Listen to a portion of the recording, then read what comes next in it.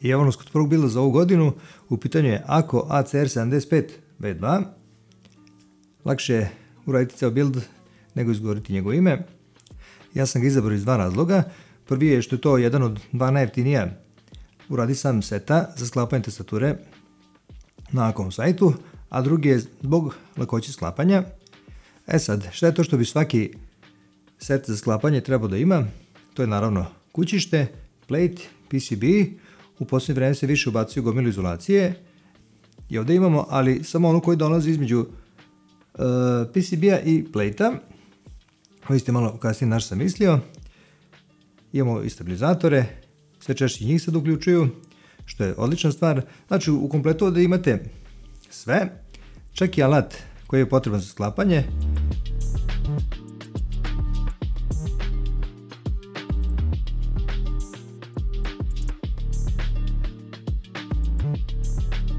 Kao što vidimo, set već dolazi potpuno sklopljen, dovoljno samo da ubacite kapice i svičeve po izboru i završili ste build, tako da apsolutno nema potrebe za rastavljanje tastature ako nećete, ali ja sam ipak rešio da to uradim, da bi više napravio neki kao tear down, da vidimo šta se tu se nalazi unutra i kako su rešili neke stvari.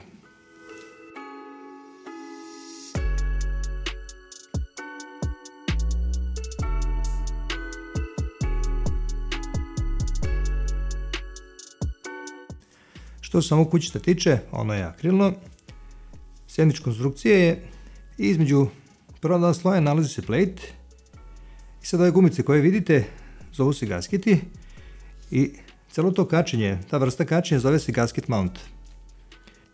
Sad, zašto je to toliko bitno? Zato što gasket mount pruža dosta fleksibilnije osjećaj pri kucanju, naravno za sve one koji to vole, i dosta se razlikuje u sistemu kačenja u odnosu na standardni, ono što smo mi već navikli u nekim stock tastaturama. Ta vrsta kačenja zove se tray mount, gde se plate kači, to jest uvrće u donji deo kućišta. Kao što vidite ovdje na slici, ovdje to nije slučaj, ovdje kao da pluta na ovim gumicama i mogu vam reći da je dosta specifičan osjećaj pri kucanju. Sam plate je od polikarbonata i dosta je svitljiv, dosta i tanak inače.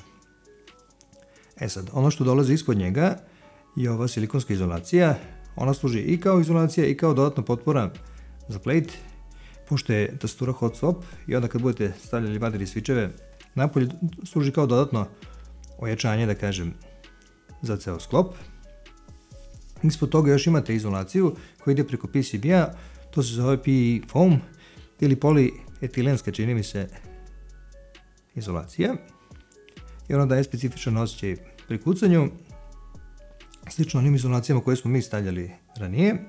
Nju možete izvaditi, a možete i ostaviti. Ja sam odlučio da za build ostavim se kako jeste, čak sam i stok stabilizatore ostavio kakvi jesu, znači nisam ih ni pipnuo, baš da vidim kako to sve izgleda kad se sklopi stok, kakav je osjećaj, da li je dovoljno dobro da bi se koristilo, da li treba nešto još dorađivati.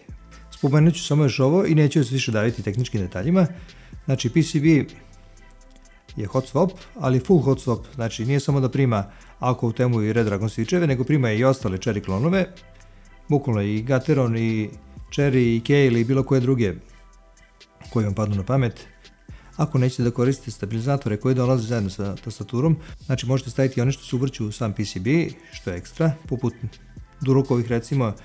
Switchevi koje sam izabrao za današnji build su Ako Sakura switchevi, u pitanju je lagan linearni switch, njih i Red Vine ćemo vidjeti i u posebnom videu, kada ću baš malo detaljnije pričati o njima.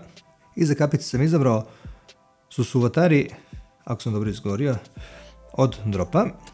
U pitanju je MT3 profil, dosta je specifičan, malo podsjeća na SA profil, dosta su visoki i zgodni su za kucanje. Inače po ceni i po kvalitetu trebali bi da stanu na crtu GMK setovima, vidjet ćemo u nekom od narednih videa da li je to baš tako. A sada ne dajem više, idemo na sound test.